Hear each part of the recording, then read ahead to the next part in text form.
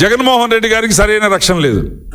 ఎట్లా ఉందంటే జగన్మోహన్ రెడ్డి గారు, నీ హయాంలో నువ్వేదైతే మీ పినతండ్రి, తండ్రి తర్వాత తండ్రి, అన్నకి అపూర్వ సహోదరుల్లాగా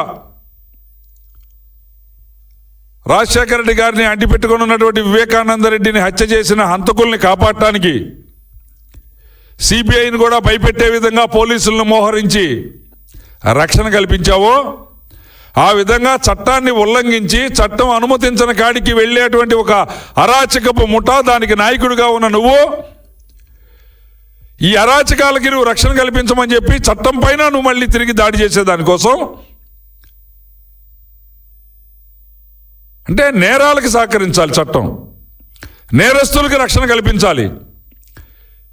మిర్చి యార్డు మొత్తం లూటీ చేయాలనుకుంటున్నారా ఈ రక్షణలో?